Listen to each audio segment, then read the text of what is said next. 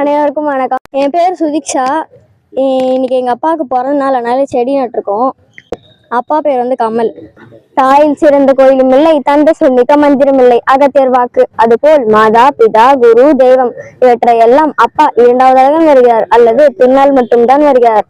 ஆனால் பிள்ளைகளின் முன்னேற்றத்திற்கு மூல காரணமாக விளங்குவதே அப்பாதான். அப்பாவின் சொல்லில் அன்பு கூட சற்று அதிகாரம் கலந்திருக்கும். அதனால் அப்பா அன்பு செலுத்தாதவர் என்று அர்த்தம் இல்லை.